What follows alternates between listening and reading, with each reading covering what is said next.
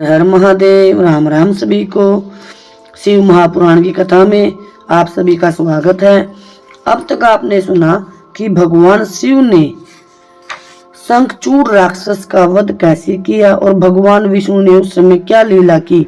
आज आप उससे आगे कथा का श्रवण करेंगे कि विष्णु द्वारा तुलसी जी के शील का हरण कैसे हुआ, तुलसी ने क्रोधित होकर विष्णु को क्या श्राप दिया और शंभु द्वारा तुलसी और शालिग्राम के महात्म्य का वर्णन करना।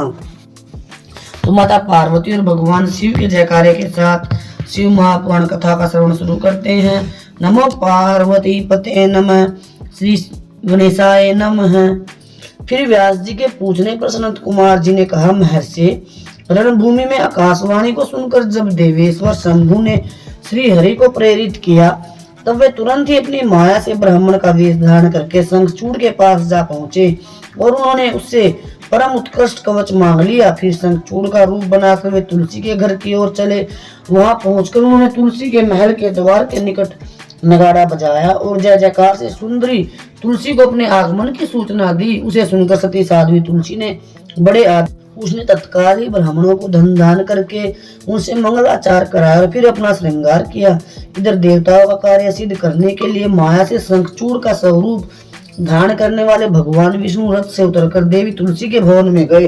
तुलसी ने पति रूप में आए हुए भगवान का पूजन किया, बहुत सी बातें की।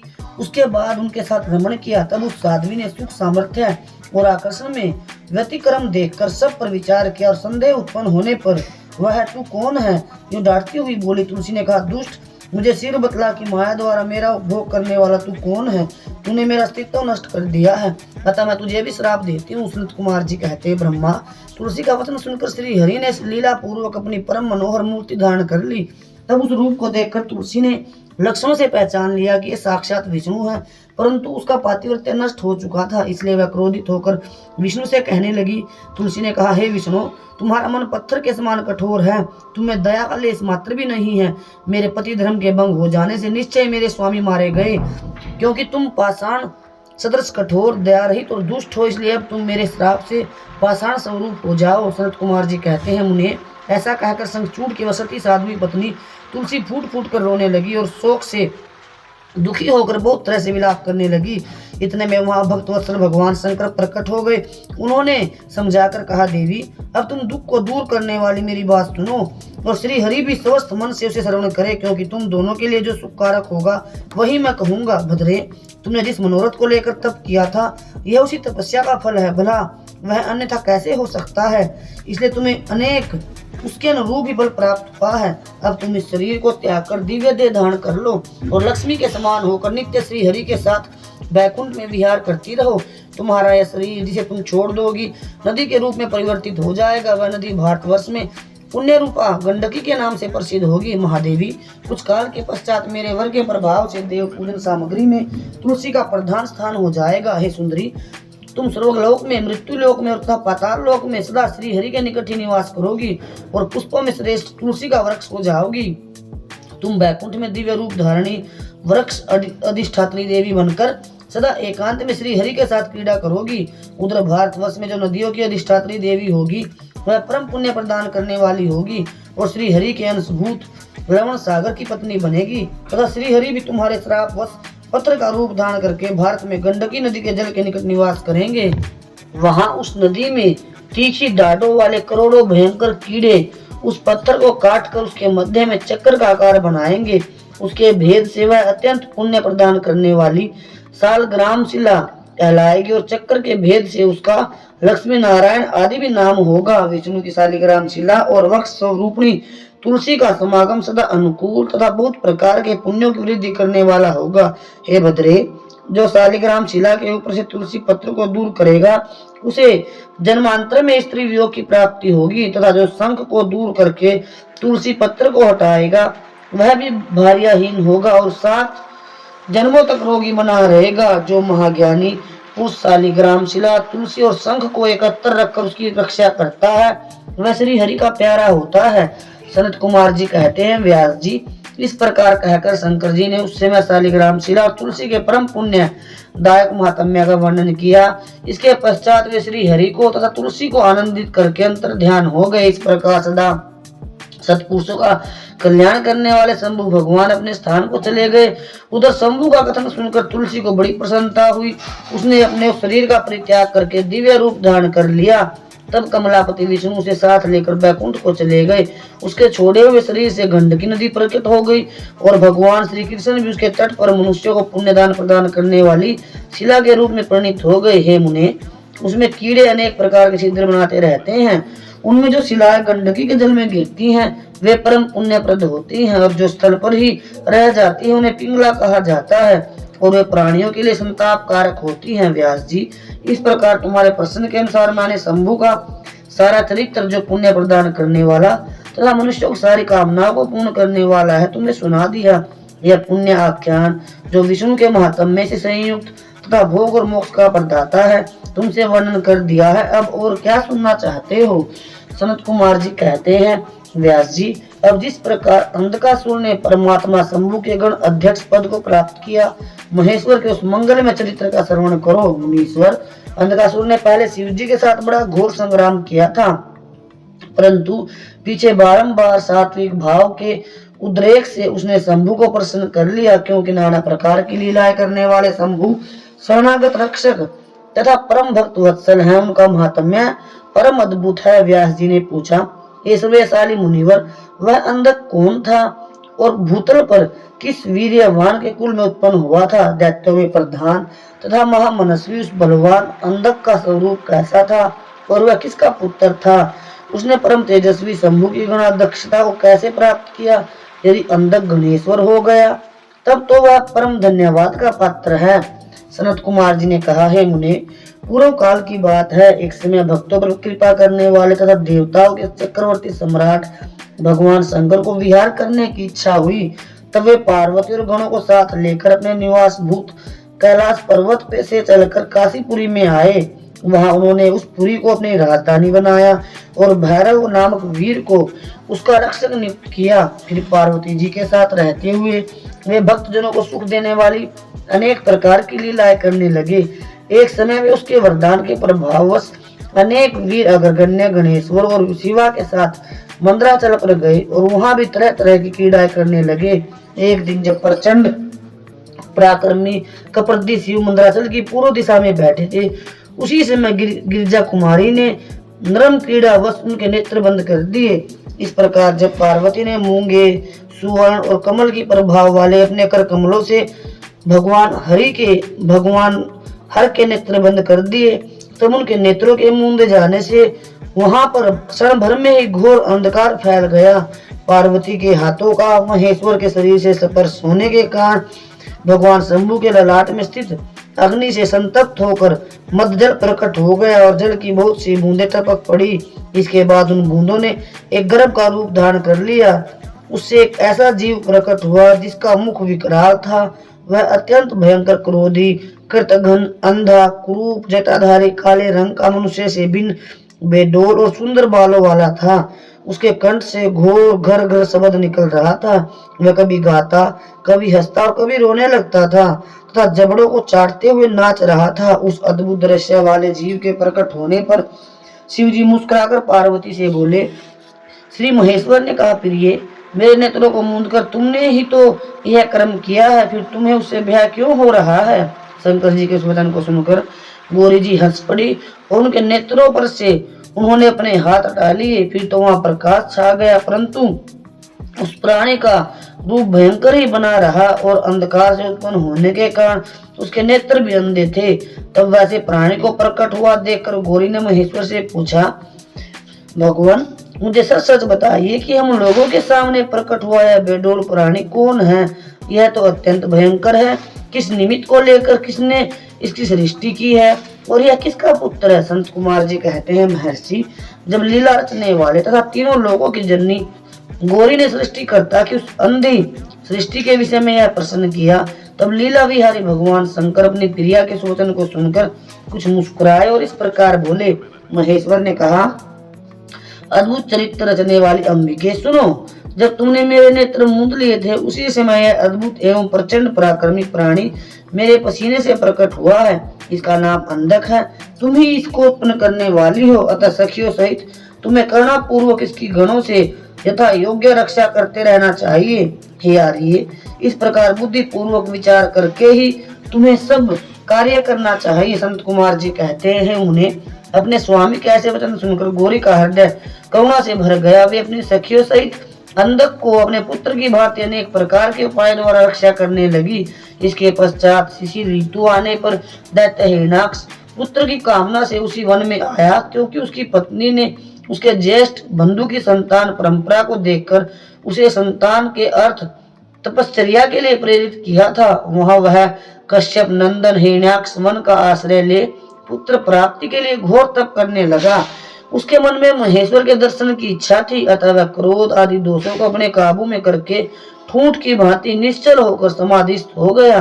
द्विजेंद्र, तब जिसकी ध्वजा में वरस्त का चिन्ह वर्तमान है तथा जो पिनाक धारण करने वाले हैं, वे महेश उसकी तपस्या से पूर्णतया प्रसन्न होकर उसे वर प्रदान करने के लिए चले और उस स्थान पर पहुंचकर दैत्य प्रवर हिरण्याक्ष से बोले। महेश ने कहा, दैत्यनाथ, अब तो अपनी इंद्रियों को अविनाश मत कर। किस लिए तूने इस व्रत का आश्रय लिया है? तू अपना मनोरथ तो प्रकट कर। मैं वरदाता शंकर हूँ, अतः तेरी जो भी अभिलाषा होगी वह सब मैं तुझे प्रदान करूंगा। संत कुमार जी कहते हैं, महर्षि, महेश्वर के उस सरस वचन को सुनकर दैत्यराज हिरण्याक्ष परम प्रसन्न हुआ। उसने गिरीश के चरणों में नमस्कार करके अनेक प्रकार से उनकी स्तुति की। फिर वह हाथ बांधकर सिर झुकाकर कहने लगा, चंद्रभाल, मेरे उत्तम पराक्रम संपन्न तथा दैत्य कुल के अनुरूप कोई पुत्र नहीं है, इसलिए मैंने इस व्रत का अनुष्ठान किया है। हे देवेश, मुझे परम बलशाली पुत्र दीजिए। सनत कुमार जी कहते हैं, मुने, दैत्यराज के उस वचन को सुनकर कृपालु शंकर प्रसन्न हो गए और उससे बोले, दैत्याधिपति, तेरे भाग्य में तेरे वीर्य से उत्पन्न होने वाला पुत्र तो नहीं लिखा है, किंतु मैं तुझे एक पुत्र देता हूँ। मेरा एक पुत्र है जिसका नाम अंधक है, वह तेरे ही समान पराक्रमी और अजय है। तू संपूर्ण दुखों को त्याग कर उसी को पुत्र रूप से वन कर ले और इस प्रकार पुत्र प्राप्त कर ले। संत कुमार जी कहते हैं, महर्षि, उससे यो कहकर गौरी के साथ विराजमान उन महात्मा भूतनाथ त्रिपुरारी शंकर ने प्रसन्न होकर हिरण्याक्ष को वह पुत्र दे दिया। इस प्रकार शिव जी से पुत्र प्राप्त करके महामनस्वी दैत्य परम प्रसन्न हुआ। उसने अनेकों स्तोत्रों द्वारा भगवान शिव की पूजा करके प्रदक्षिणा की। फिर वह अपने राज्य को चला गया। गिरीश से पुत्र प्राप्त कर लेने के बाद वह प्रचंड पराक्रमी दैत्य संपूर्ण देवताओं को जीतकर इस पृथ्वी को अपने देश धरातल में उठा ले गया। तब देवताओं, मुनि और सिद्धों ने अनंत पराक्रमी विष्णु की आराधना की। फिर तो भगवान विष्णु सर्वात्मक यज्ञ में विकराल वारा शरीर धारण करके थुथुन के अनेकों प्रहारों से पृथ्वी को विदीर्ण करके पाताल लोक में जा घुसे। वहां उन्होंने कभी न टूटने वाले अपनी अगली ढाढ़ों से तथा थुथुन से सैकड़ों दैत्यों को कचमुर निकालकर उन्होंने अपने वज्र समान कठोर पाद प्रहारों से निशाचरों की सेना को मथ डाला। इसके बाद अद्भुत एवं प्रचंड तेजस्वी विष्णु ने करोड़ों सूर्यों के समान प्रकाशमान सुदर्शन चक्र से हिरण्याक्ष के प्रज्वलित सिर को काट लिया और दुष्ट दैत्यों को जलाकर भस्म कर दिया। यह देखकर देवराज इंद्र बड़ी प्रसन्नता हुई। उन्होंने उस असुर राज्य पर अंधक को भी सिक्त कर दिया। फिर महात्मा इंद्र विष्णु को अपनी डाढ़ों द्वारा पाताल लोक से पृथ्वी को लाते हुए देखकर परम प्रसन्न हुए और अपने स्थान पर आकर पूर्ववत सर्व और भूतल की रक्षा करने लगे। इधर वारा रूप धारण करके उत्तम कार्य करने वाले उग्र रूपधारी श्री हरि प्रसन्नचित हुए। समस्त देवों, मुनियों और पद योनि ब्रह्मा द्वारा प्रशंसित होकर अपने लोक को चले गए। इस प्रकार वारा रूपधारी विष्णु द्वारा असुरराज हिरण्याक्ष के मारे जाने पर समस्त देव, मुनि तथा अन्य जीव भी सुखी हो गए। सनत कुमार जी कहते हैं, व्यास जी, इधर वारा रूपधारी श्री हरि के द्वारा इस प्रकार भाई के मारे जाने पर हिरण्यकशिपु शोक और क्रोध से संतप्त हो उठा। हिरण्याक्ष हिरण्यकशिपु का भाई था, जिसको श्री हरि ने वारा के रूप में मार दिया था। श्री हरि के साथ वैर करना तो उसे रुचता ही था, अतः उसने संहार प्रेमी और असुरों को प्रजा का विनाश करने के लिए आज्ञा दे दी। तब वे संहार प्रिय असुर स्वामी की आज्ञा को सिर पर चढ़ाकर देवताओं और प्रजाओं का विनाश करने लगे। इस प्रकार जब उन दुष्ट चित्त वाले असुर द्वारा देवलोक तहस नहस कर दिया गया, तब देवता स्वर्ग को छोड़कर गुप्त रूप से भूतल पर विचरने लगे। इधर भाई की मृत्यु से दुखी हुए हिरण्यकशिपु ने भाई को जलांजलि देकर उसकी स्त्री आदि को ढांढस बधाया। इसके पश्चात उस दैत्यराज ने अपने लिए विचार किया कि मैं अजय, अजर और अमर हो जाऊं। मेरा एक छत्र साम्राज्य रहे और मेरा प्रतिद्वंदी कोई न रह जाए। यह धारणा बनाकर वह मंदराचल पर गया और वहां एक गुफा में अत्यंत घोर तपस्या करने लगा। उस समय वह पैर के अंगूठे के बल खड़ा था। उसकी भुजाएं ऊपर को उठी थी और दृष्टि आकाश की ओर लगी थी। उसकी तपस्या से संतप्त होकर देवताओं का मुख विकृत हो उठा। वे स्वर्ग को छोड़कर ब्रह्मलोक में जा पहुंचे और उन्होंने ब्रह्मा से अपना दुखड़ा कह सुनाया। व्यास जी, उन देवताओं के इस प्रकार कहने पर स्वयंभू ब्रह्मा, भृगु, दक्ष आदि के साथ उस दैत्य शरीर के आश्रम पर गए। तब जिसने अपने तप से संपूर्ण लोगों को संतप्त कर दिया था, उस हिरण्यकशिपु ने वर देने के लिए आए हुए पद्म योनि ब्रह्मा को अपने सामने उपस्थित देखा। उधर पितामह भी उनसे कहा, वर मांग। तब जिसकी बुद्धि मोहित नहीं हुई थी, उस असुर ने विधाता की उस मधुर वाणी को सुनकर इस प्रकार कहा। हिरण्यकशिपु बोला, इस वैशाली प्रजापति पितामह, मैं चाहता हूँ कि स्वर्ग में, भूतल पर, दिन में, रात में, ऊपर अथवा नीचे, कहीं भी कोई शस्त्र, अस्त्र, पास, वज्र, शुष्क, वृक्ष, पर्वत, जल, अग्नि के रूप में शत्रु के प्रहार से देवता, दैत्य, मुनि, सिद्ध, किंभुना आप द्वारा रचे हुए जीवों के हाथों मुझे कभी भी मृत्यु का भय न हो। सनत कुमार जी कहते हैं, हे मुनि, हिरण्यकशिपु के ऐसे वचन सुनकर ब्रह्मा के मन में दया का भाव जागृत हो उठा। उन्होंने मन ही मन विष्णु को प्रणाम करके उनसे कहा, दैत्येंद्र, मैं तुझ पर प्रसन्न हूँ, अतः तुझे सारी वस्तुएं प्राप्त होंगी। 96,000 वर्षों तक तप किया है, अब तेरी कामना पूर्ण हो चुकी है, अतः तप से वृत्त होकर उठ और दानों के राज्य का उपभोग कर। ब्रह्मा जी की वाणी सुनकर हिरण्यकशिपु का मुख प्रसन्नता से खिल उठा। इस प्रकार जब पितामह ने उसे दानव राज्य पर अभिषिक्त कर दिया, तब वह अनुमत हो उठा और त्रिलोकी को नष्ट करने का विचार करने लगा। फिर तो उसने संपूर्ण धर्मों का उच्छेद करके संग्राम में समस्त देवताओं को भी जीत लिया। तब देवता भागकर विष्णु के पास पहुंचे। वहां श्री हरि ने देवता और मुनियों की दुख गाथा सुनकर उन्हें आश्वासन दिया और शीघ्र ही उस दैत्य के वध करने का वचन दिया। तब देवता अपने स्थान को लौट गए। इसके बाद महात्मा विष्णु ने ऐसा रूप धारण किया जो आधा सिंह और आधा मनुष्य का था। वह अत्यंत भयंकर तथा विकराल दिख रहा था। इसी रूप से भगवान सूर्य के छिप जाने पर असुरों की नगरी में प्रविष्ट हुए। उस अतुल प्रभावशाली नरसिंह को देखकर सभी दैत्य एक साथ उन पर टूट पड़े। तब उन अद्भुत पराक्रमी नरसिंह महाबली दैत्यों के साथ युद्ध करके भूतों को मार डाला तथा भूतों को पकड़कर तोड़ मरोड़ दिया। फिर वे इस नगर में घूमने लगे। तब उन सर्वमय सिंह को देखकर दैत्यराज के पुत्र प्रहलाद ने राजा से कहा, यह मृगेंद्र तो जगमन्य दिख रहा है, यहाँ किस लिए आया है? प्रहलाद ने पुनः कहा, पिताजी, मुझे तो ऐसा प्रतीत हो रहा है कि ये भगवान अनंत है और नरसिंह का रूप धारण करके आपके नगर में आए हैं, क्योंकि मुझे इनकी मूर्ति बड़ी विकराल दिख रही है। अतः आप युद्ध से हटकर इनकी शरण में जाइए। इनसे बढ़कर त्रिलोकी में दूसरा कोई योद्धा नहीं है, इसलिए आप इन मृगेंद्र के सामने झुककर अपने राज्य का उपभोग कीजिए। अपने पुत्र की बात सुनकर उस दुरात्मा ने उनसे कहा, बेटा, क्या तू भयभीत हो गया?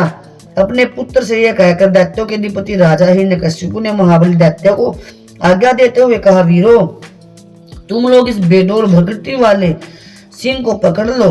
तब स्वामी की आज्ञा से उन मृगेंद्र को पकड़ने की इच्छा से वे सभी बड़े बड़े दैत्य रणभूमि में घुसे, परंतु जैसे रूप के विलासा से अग्नि में प्रवेश करने वाले पतंगे जल भुन जाते हैं, उसी तरह से वे सब के सब क्षण भर में जलकर भस्म हो गए। दैत्यों के जले जाने पर वह दैत्यराज संपूर्ण शस्त्र अस्त्र शक्ति पास अंकुश और पावक आदि से उस मृगेंद्र के साथ लोहा लेता ही रहा। इस प्रकार बहुत काल तक भयानक युद्ध हुआ। अंत में नरसिंह ने वज्र के समान कठोर अपनी अनेकों भुजाओं से उस दैत्य को पकड़ लिया और उसे अपने जंघाओं पर लिटाकर दानवाओं के मर्म को विदीर्ण करने वाले नख अंकुरों से उसकी छाती चीर डाली तथा खून से लथपथ हुए उसके हृदय कमल को निकाल लिया। फिर तो उसी क्षण उसके प्राण पखेरु उड़ गए। तब भगवान नरसिंह ने बार बार के आघात से उसके सारे अंग चूर चूर कर दिए। उस काष्ठभूत दैत्य को छोड़ दिया। उस समय उस देव शत्रु के मारे जाने पर उन्हें बड़ी प्रसन्नता हुई। उसी अवसर पर प्रहलाद ने आकर उनके चरणों में शीश झुकाया। तब अद्भुत पराक्रमी विष्णु ने प्रहलाद को बुलाकर उन्हें दैत्यों के राज्य पर अभिषेक कर दिया और स्वयं अंतर ध्यान हो गए। इसके पश्चात पितामह आदि समस्त सूर्येश्वर परम प्रसन्न हो अपना कार्य सिद्ध करने वाले पूजनीय भगवान विष्णु को उसी दिशा में प्रणाम करके अपने अपने धाम को चले गए। हे विप्रवर, प्रसंगवश मैंने रुद्र से अंधक की उत्पत्ति, वराह से हिरण्याक्ष की मृत्यु, नरसिंह के हाथ उसके भाई का विनाश और प्रहलाद की राज्य प्राप्ति का वर्णन कर दिया। हे दिव्य श्रेष्ठ, अब मैं शिव जी की कृपा से प्राप्त हुए अंधक के प्रभाव का, शंकर जी के साथ उसके युद्ध का और पीछे जिस प्रकार उस महेश के गणा अध्यक्ष पद की प्राप्ति हुई उसी कथा का वर्णन करता हूँ, सुनो। सनत कुमार जी कहते हैं, मुनिवर, एक समय हिरण्याक्ष का पुत्र अंधक अपने भाइयों के साथ विहार में संलग्न था। उसी समय उसके कामाक्ष मदान्ध भाइयों ने उससे कहा, अरे अंधे, तुम्हें तो अब राज्य से क्या प्रयोजन। हिरण्याक्ष तो मूर्ख था, जो उसने घोर तप द्वारा शंकर जी को प्रसन्न करके भी तुम जैसे कुरूप, बेडोल, कलिप्रिय और नेत्रहीन को प्राप्त किया। ऐसे तुम राज्य के भागी तो नहीं हो सकते, क्योंकि भला तुम ही विचार करो कि कहीं दूर से उत्पन्न हुआ पुत्र भी राज्य पाता है। सच पूछो तो निश्चय ही इस राज्य के भागी हम लोग ही हैं। संत कुमार जी कहते हैं, मुने, उन लोगों की बात सुनकर अंधक दीन हो गया।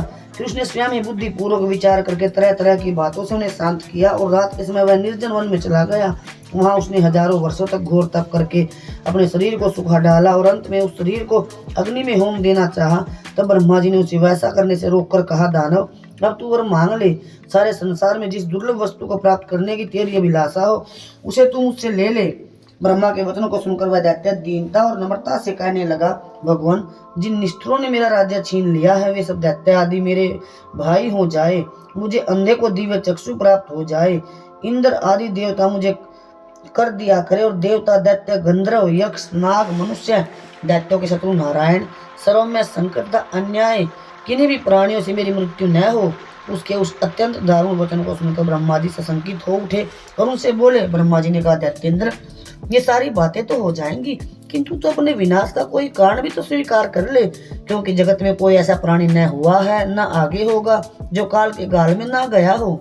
फिर तुझ जैसे सत्पुरुषों को तो बहुत लंबे जीवन का विचार त्याग देना चाहिए। ब्रह्मा के इस अनुनय भरे वचन को सुनकर वह दैत्य पुनः बोला। अंधक ने कहा, प्रभु, तीनों कालों में जो उत्तम, मध्यम और नीच नारियां होती हैं, उन्हीं नारियों में कोई रत्नभूता नारी मेरी भी जननी होगी। वह मनुष्य लोक के लिए दुर्लभ तथा शरीर, मन और वचन से भी अगम्य है। उसमें राक्षस भाव के कारण से मेरी काम भावना उत्पन्न हो जाए तभी मेरा नाश हो। उसकी बात सुनकर स्वयं भगवान ब्रह्मा को महान आश्चर्य हुआ। वे शंकर जी के चरण कमलों का स्मरण करने लगे। तब शंभु जी की आज्ञा पाकर वे उस अंधक से बोले, दैत्यवर, तू जो कुछ चाहता है तेरे वे सभी सकाम वचन पूर्ण होंगे। दैत्येंद्र, अब तू अपना अभिष्ट प्राप्त करो। सदा वीरों के साथ युद्ध करता रहा। मुनीष, हिरण्याक्ष पुत्र अंधक के शरीर में नसें और हड्डियां ही शेष रह गई थी। अब ब्रह्मा के ऐसे वचनों को सुनकर शीघ्र ही भक्ति पूर्वक उन लोकेश्वर के चरणों में लौट गया और इस प्रकार बोला। अंधक ने कहा, विभो, जब मेरे शरीर में नसें और हड्डियां मात्र ही शेष रह गई हैं, तब भला इस देह से शत्रु सेना में प्रवेश करके मैं कैसे युद्ध कर सकूंगा। अतः आप अपने पवित्र हाथ से मेरा स्पर्श करके इस शरीर को मांसल बना दीजिए। संत कुमार जी कहते हैं, महर्षि, अंधक की प्रार्थना सुनकर ब्रह्मा जी ने अपने हाथ से उनके शरीर का स्पर्श किया और वे फिर मुनिगणों और सिद्ध समूहों से भली भांति पूजित हो देवताओं के साथ अपने धाम को चले गए। ब्रह्मा के स्पर्श करते ही दैत्यराज का शरीर भरा पूरा हो गया, जिससे उसमें बल का संचार हो आया तथा नेत्रों के प्राप्त हो जाने पर वह सुंदर दिखने लगा।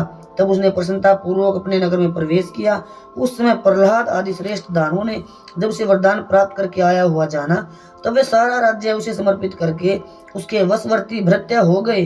तदंतर अंधक सेना और भृत्य वर्ग को साथ ले सड़क को जीतने के लिए गया। वहां संग्राम में समस्त देवताओं को पराजित करके उसने वज्रधारी इंद्र को अपना कैदी बना लिया। उसने यत्र तत्र बहुत सी लड़ाइयां लड़कर नागों, सुपर्णों, श्रेष्ठ राक्षसों, गंधर्वों, यक्षों, मनुष्यों, बड़े बड़े पर्वतों, वृक्षों और सिंह आदि समस्त चौपाइयों को भी जीत लिया। यहाँ तक कि उसने चराचर त्रिलोकी को अपने वश में कर लिया। इसके बाद वह रसातल में, भूतल पर तथा स्वर्ग में जितनी सुंदर रूप वाली नारियां थी, उनमें से हजारों को जो अत्यंत दर्शनीय तथा अपने अनुकूल थी साथ लेकर विभिन्न पर्वतों तथा नदियों के रमणीय तटों पर विहार करने लगा।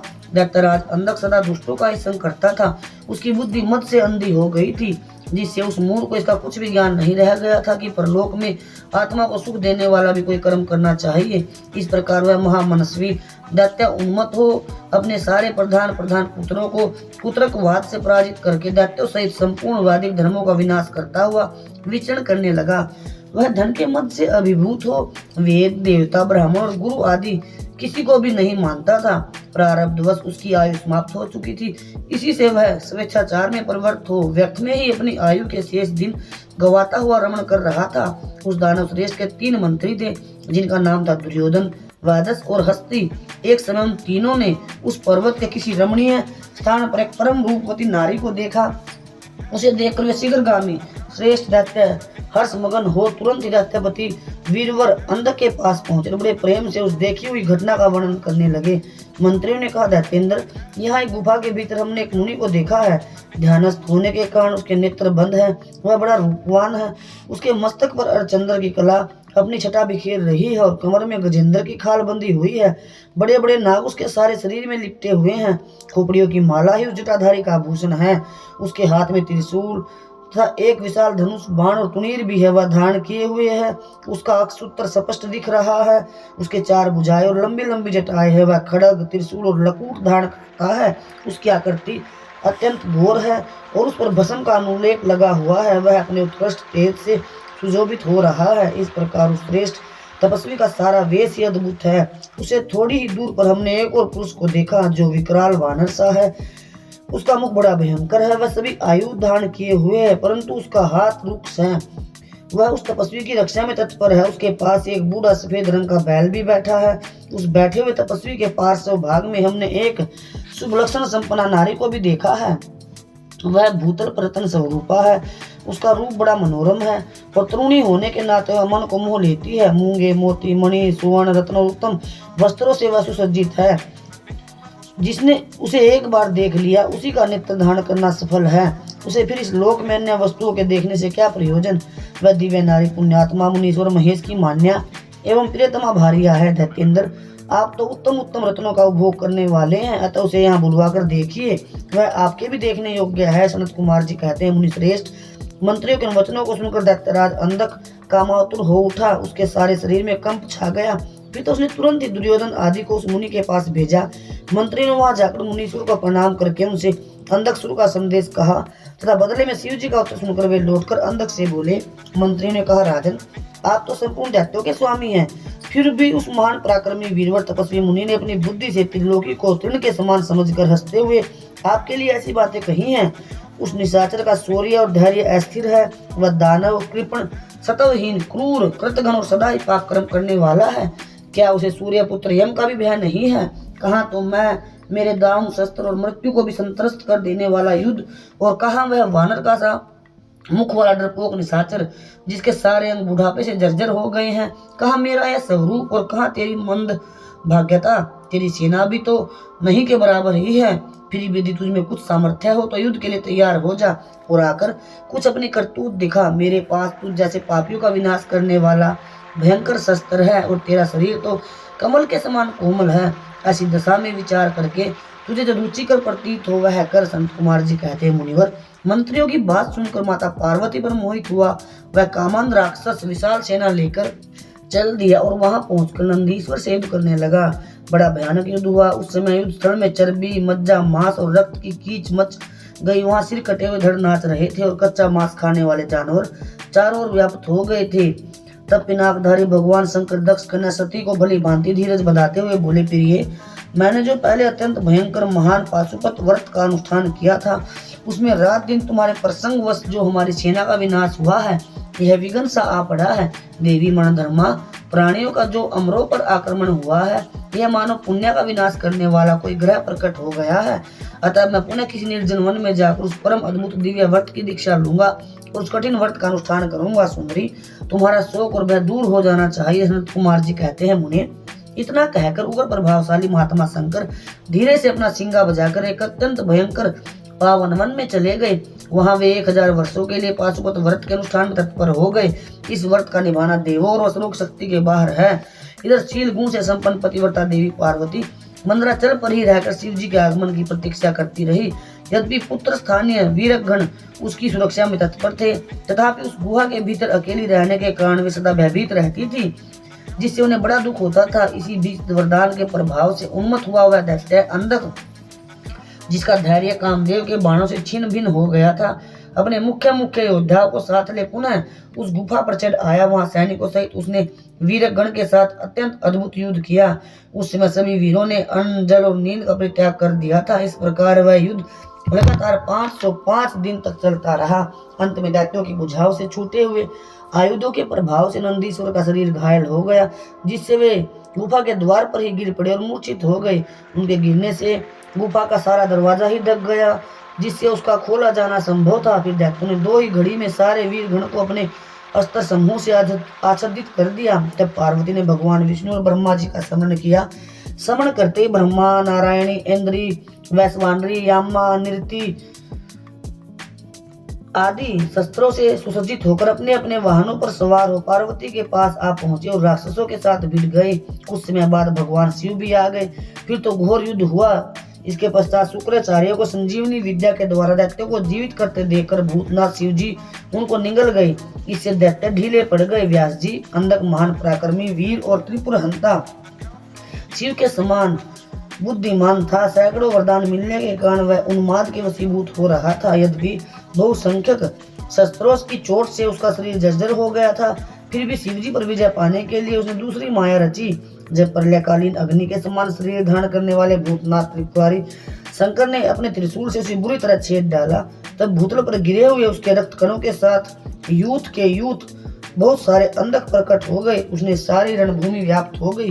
वे विकृत मुख वाले भयंकर राक्षस अंधक के समान ही पराक्रमी थे। इस प्रकार जब पशुपति द्वारा मारे गए सैनिकों के घावों से निकले हुए अत्यंत गरम गरम रक्त बिंदुओं से दूसरे सैनिक उत्पन्न होने लगे, तब बहुत सी भुजा रूपी लताओं द्वारा आक्रांत होने के कारण क्रोधित हुए भगवान विष्णु ने परमथनाथ शिव को बुलाकर योग बल से एक ऐसा अजय स्त्री रूप धारण किया, जिसका मुख विकृत था, रूप उग्र, विकराल और कंकाल मात्र था। वह स्त्री रूप शंभु के कान से निकला था। जब उस देवी ने रणभूमि में उपस्थित हो अपने युगल चरणों से पृथ्वी को अलंकृत किया, तब सभी देवता उनकी स्तुति करने लगे। इसके पश्चात भगवान ने उनकी बुद्धि को प्रेरित किया।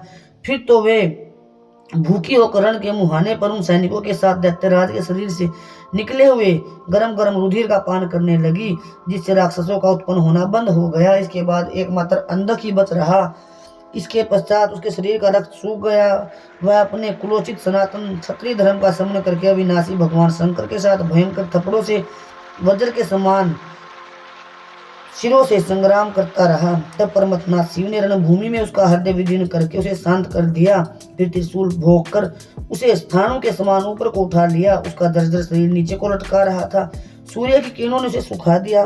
पवन के झोंकों से युक्त मेघों ने मूसलधार वर्षा करके उसे गीला कर दिया। हिमखंड के समान शीतल चंद्रमा की किरणों ने उसे विशीर्ण कर दिया। फिर भी उस दैत्यराज ने अपने प्राणों का परित्याग नहीं किया। उसने विशेष रूप से शिव जी का स्तवन किया। तब करुणा के अगाध सागर भगवान शंभु प्रसन्न हो गए और उन्होंने उसे प्रेम पूर्वक गण अध्यक्ष का पद प्रदान किया। इसके पश्चात युद्ध के समाप्त हो जाने पर लोकपालों ने अनेक प्रकार के सार गर्भित स्तोत्रों द्वारा विधि पूर्वक शिव जी की अर्चना की और हर्षित हुए ब्रह्मा, विष्णु आदि देवों ने गर्दन झुकाकर उत्तम उत्तम स्तुतियों द्वारा उनका स्तवन किया।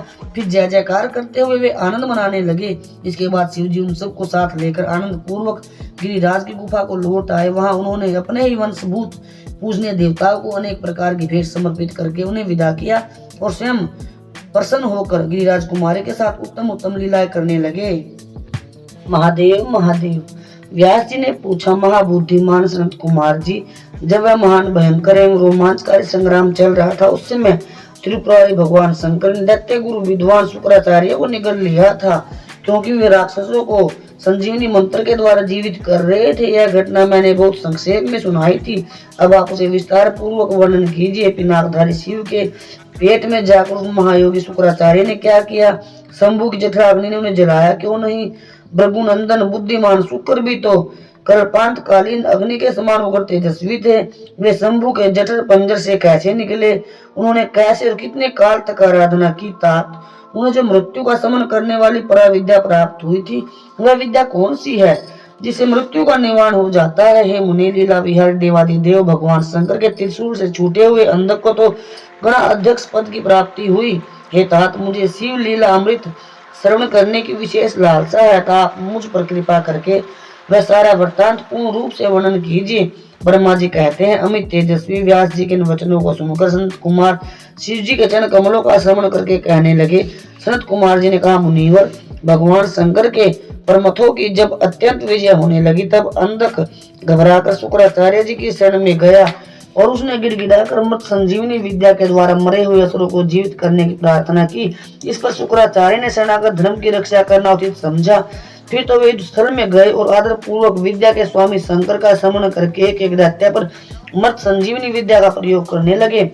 उस विद्या का प्रयोग होते ही वे सभी दैत्य दानव वीर एक साथ ही हथियार लिए हुए इस प्रकार उठ खड़े हुए मानो अभी सोकर उठे हों, जैसे पूर्णतया अभ्यस्त किया हुआ वेद समर भूमि में बादल और श्रद्धा पूर्वक ब्राह्मणों को दिया हुआ धन आपत्ति के समय तुरंत प्रकट हो जाता है, उसी प्रकार वे उठ खड़े हुए। शुक्राचार्य के संजीवनी प्रयोग से जब बड़े बड़े दानव जीवित होकर प्रमथों को बुरी तरह मारने लगे, तब प्रमथों ने जाकर प्रमेथ भगवान शिव को यह समाचार सुनाया। तब शिव जी ने कहा, नंदिन तुम अभी तुरंत ही जाओ और दैत्यों के बीच से द्विश्रेष्ठ शुक्राचार्य को उसी प्रकार उठा लाओ जैसे बाज लवा को उठा ले आता है। संत कुमार जी कहते हैं, महर्षि वृषभध्वज के ये कहने पर नंदी सांड के समान बड़े जोर से गरजे, तुरंत ही सेना को लांघकर उस स्थान पर जा पहुंचे जहाँ शुक्राचार्य विराजमान थे। वहां समस्त दैत्य पर्वत खंड लिए उनकी रक्षा कर रहे थे। यह देखकर बलशाली नंदी ने उन दैत्यों को विशुद्ध करके शुक्राचार्य को उसी प्रकार अपहरण कर लिया जैसे सर्प हाथी को उठा ले जाता है। महाबली नंदी द्वारा पकड़े जाने पर शुक्राचार्य के वस्त्र खिसक गए और उनके आभूषण गिरने लगे और बाल खुल गए। तब देव शत्रु दानव ने छुड़ाने के लिए सिंहनाद करते हुए नंदी के पीछे दौड़े और जैसे मेघ जल की वर्षा करते उसी तरह नंदी के ऊपर हथियारों को फेंकने लगे। तब उस देवासुर संग्राम के विकराल रूप धारण करने पर गणाधिराज नंदी ने अपने मुख की आग से सैकड़ों शस्त्रों को भस्म कर दिया और उस भृगुनंदन को दबोचकर शत्रु दल को व्यथित करते हुए शिव जी के समीप आ पहुंचे तथा शीघ्र ही उन्होंने निवेदित करते हुए बोले, भगवान ये शुक्राचार्य उपस्थित है। तब भूतनाथ देवादिदेव शंकर ने पवित्र पुरुष द्वारा प्रदान किए उस उपहार की भांति शुक्राचार्य को पकड़ लिया और बिना कुछ कहे उन्हें फल की तरह मुख में डाल लिया। उस समय सभी असुर उत्सव से हाहाकार करने लगे। व्यास जी ने जब गिरिजेश्वर ने शुक्राचार्य को निगल लिया, तब दैत्यों की विजय की आशा जाती रही। उस समय उनकी दशा सूंड रहित गजराज, सिंहहीन सांड, मस्तक विहीन देह, अध्ययन रहित ब्राह्मण, उद्यमहीन प्राणी, भाग्यहीन के उद्यम, सूरताहीन क्षत्रिय और सत्य के बिना धर्म समुदाय की भांति सोचनीय हो गई। दैत्यों का सारा उत्साह जाता रहा। तब अंधक ने महान दुख प्रकट करते हुए अपने सूरवीरों को बहुत उत्साहित किया और कहा, वीरों जो रणांगण छोड़कर भाग जाते हैं उनकी ख्याति अपयश रूपी कालिमा से मलिन हो जाती है और उन्हें इस लोक में तथा परलोक में कहीं भी सुख नहीं मिलता। यदि पुनर्जन्म रूपी मल का अपहरण करने वाले धरा तीर्थ रण तीर्थ में अवगाहन कर लिया जाए तो अन्य तीर्थों में स्नान दान और तप की क्या हो सकता है, अर्थात इनका फल रणभूमि में प्राण त्याग करने से ही प्राप्त हो जाता है।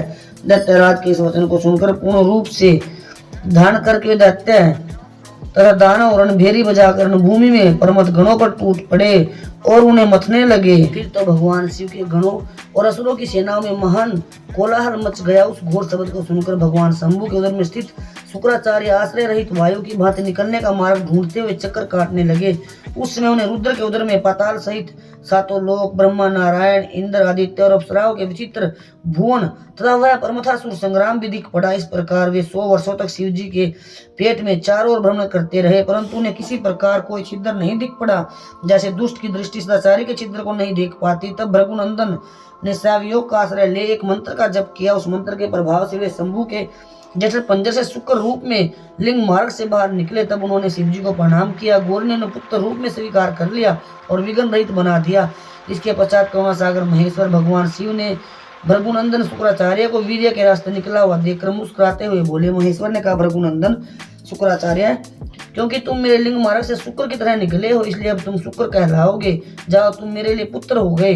संत कुमार जी कहते हैं, मुनिवर देवेश्वर शंकर के योग कहने पर सूर्य के समान कांतिमान शुक्र ने पुनः शिव जी को प्रणाम किया और वे हाथ जोड़कर स्तुति करने लगे। शुक्र ने कहा, भगवान आपके पैर, सिर, नेत्र, हाथ और भुजाएं अनंत हैं, आपकी मूर्तियों की भी गणना नहीं हो सकती। ऐसी दशा में मैं आपकी स्तुति कैसे कर सकता हूँ। आपकी 8 मूर्तियां बताई जाती हैं और आप अनंत मूर्ति भी हैं। आप संपूर्ण सुरों और असुरों की कामना पूर्ण करने वाले हैं तथा अनिष्ट दृष्टि से देखने पर आप संहार भी कर डालते हैं। ऐसे सतवन के योग्य आपकी मैं किस प्रकार स्तुति करूं। संत कुमार जी ने कहते हैं, हे मुने, इस प्रकार शुक्र ने शिव जी की स्तुति करके उन्हें नमस्कार किया और उनकी आज्ञा से वे पुनः दानवों की सेना में प्रविष्ट हुए। महादेव महादेव। ठीक उसी तरह जैसे चंद्रमा मेघों की घटा में प्रवेश करते हैं व्यास जी, इस प्रकार रणभूमि में शंकर ने जिस तरह शुक्र को निगल लिया था वह वृत्तांत तो मैंने तुम्हें सुना दिया। अब शंभु के उदर में शुक्र ने जिस मंत्र का जप किया था वह तुम सुनो। वह भगवान शिव के 108 नामों का स्मरण कर रहा था। महादेव, विरूपाक्ष, चंद्राकृत शेखर, अमृत, शाश्वत, स्थाणु, नीलकंठ, पिनाकी, वृषभाक्ष, महाज्ञेय, पुरुष, सर्वकामद, कामारी, कामदहन, कामरूप, कपर्दी, विरूप, गिरीश, भीम, शक्की, रक्तवासा, योगी, कालदहन, त्रिपुगन, कपाली, कूटव्रत, गुप्त मंत्र, गंभीर, भावगोचर, अणिमादि गुणाधार, त्रिकोलक, श्रेयवर्धायक, वीर, वीरहंता, घोर, विरूप, मांसल, पटु, महामांसद, उन्मत्त, भैरव, महेश्वर, त्रैलोक्य द्रावण, लुब्ध, लुब्धक, यज्ञसूदन, कृति का संयुक्त, उन्मत्त, कृतिवासा, गजकृति परिधान, सुब्ध, भुजग भूषण, दतालंब, वेताल, घोर, साकिनी पूजत, अघोर, घोर दैत्यन, घोर घोष, वनस्पति, भस्मांग, जटिल, शुद्ध, भेरुंड सत्सेवित, भूतेश्वर, भूतनाथ, पंचभूताश्रित, खग, क्रोधित, निष्ठुर, चंड, चंडीस, चंडिका प्रिय, चंडतुंड, गुरुतात्मन, निशिस्त्र शंस, सवभोजन, लेलिहान, महारुद्र, मृत्यु, मृत्युगोचर, मृत्युमृयु, महासेन, शमशान अरण्यवासी, राग, विराग, रागंध, वीतराग, स्तार्ची, सतव, रज, तम, धर्म, अधर्म, वासवानुज, सत्य, असत्य, सद्रूप, अस्तरूप, अहेतुक, अर्धनारीश्वर, भानुकोटि सत्प्रभ, यज्ञ, रुद्र, यज्ञपति, ईशान, वरद, शिव, कल्याण स्वरूप परमात्मा शिव की इन मूर्तियों का ध्यान करने से वह दानव उस महान भय से मुक्त हो गया। उस समय प्रसन्न हुए जटाधारी शंकर ने उसे मुक्त करके उस त्रिशूल के अग्रभाग से उतार लिया और दिव्य अमृत की वर्षा से अभिषिक्त कर दिया। इसके पश्चात महात्मा महेश्वर अपने जो कुछ किया उस सब का सातवाना पूर्वक वर्णन करते उस महादैत्य अंधक से बोले। ईश्वर ने कहा, हे दैत्येंद्र, मैं तेरे इंद्रिय निग्रह, नियम, सूर्य और धैर्य से प्रसन्न हो गया हूँ, अतः सुवर्त अब तू कोई वर मांग ले। दैत्यों के धीराज, तूने निरंतर मेरी आराधना की है, इससे तेरा सारा कलमश धुल गया और अब तू और पाने योग्य हो गया, इसलिए मैं तुझे वर देने के लिए आया हूँ, क्योंकि 3000 वर्षों तक बिना खाए पिए प्राण धारण किए रहने से तूने जो पुण्य कमाया है उसके फलस्वरूप तुझे सुख की प्राप्ति होनी चाहिए। संत कुमार जी कहते हैं, मुनि, यह सुनकर अंधक ने भूमि पर अपने घुटने टेक दिए और फिर वह हाथ जोड़कर कांपता हुआ भगवान उमापति से बोला। अंधक ने कहा, भगवान, आपकी महिमा जाने बिना मैंने पहले रणांगन में खुशी से वाणी से आपको जो दीनहीन तथा नीच से नीच कहा है और मूर्खतावश संसार में जो जो निंदित कर्म किया है, प्रभु उस सब को आप अपने मन में स्थान न दे, अर्थात उसे भूल जाए। महादेव, मैं अत्यंत ओछा और दुखी हूँ। मैंने काम दोषवश पार्वती के विषय में जो दूषित भावना कर ली थी उसे आप क्षमा कर दे। आपको तो अपने कृपण, दुखी एवं दीन भक्त सदा ही विशेष दया करनी चाहिए। मैं उसी तरह का एक दीन भक्त हूँ और आपकी शरण में आया हूँ। देखिए, मैंने आपके सामने हाथ जोड़ कर रखे हैं, आपको मेरी रक्षा करनी चाहिए। जगत जननी पार्वती देवी भी मुझ पर प्रसन्न हो जाए और सारे क्रोध को त्याग कर मुझे कृपा दृष्टि से देखे। चंद्रशेखर, कहाँ तो इनका भयंकर क्रोध और कहाँ मैं तुच्छ दैत्य है। ये चंद्रमौली, मैं किसी प्रकार उसको सहन नहीं कर सकता। शंभो, कहाँ तो परम उदार आप और कहाँ बुढ़ापा, मृत्यु तथा काम, क्रोध आदि दोषों के वशीभूत मैं, अर्थात मेरे आपके साथ क्या तुलना है। हे महेश्वर, आपके युद्ध का निपुण महाबली वीर पुत्र, मेरी कृपणता पर विचार करके अब क्रोध के वशीभूत मत हो। तुषार हार, चंद्र किरण, मैंने पार्वती को गुरुता के गौरवश नित्य मात्र दृष्टि से देखूं। मैं नित्य आप दोनों का भक्त बना रहूं। देवताओं के साथ होने वाला मेरा वैर दूर हो जाए और मैं शांत चित्त हो योग चिंतन करता हुआ गणों के साथ निवास करूं। हे महेशान, आपकी कृपा से मैं उत्पन्न हुए इस विरोधी दानव भाव का पुनः कभी सम्मान न करूं, यही उत्तम वर मुझे दीजिए। संत कुमार जी कहते हैं, मुनिष उत्तम, इतनी बात कहकर वह दैत्यराज माता पार्वती की ओर देखकर त्रिनयन शंकर का ध्यान करता हुआ मौन हो गया। तब रुद्र ने उसकी ओर कृपा दृष्टि से देखा। उनकी दृष्टि पड़ते उसे अपने पूर्व वृत्तांत तथा अद्भुत जन्म का स्मरण हो आया। इस घटना का स्मरण होते उसका मनोरथ पूर्ण हो गया। फिर तो माता पिता उमा महेश्वर को प्रणाम करके वह कृत्य हो गया उसमें पार्वती। अगर आप सभी को भगवान शिव की ये कथाएं अच्छी लगती हैं तो कमेंट में हर हर महादेव लिखें और बताएं आप कहां से सुन रहे हैं। प्यारे भक्तजनों, आप सभी ने अपना कीमती समय दिया, इसके लिए आप सभी का कोटि कोटि धन्यवाद। भगवान शिव आप पर अपनी कृपा बरसाते रहें। हर हर महादेव। राम राम सभी को।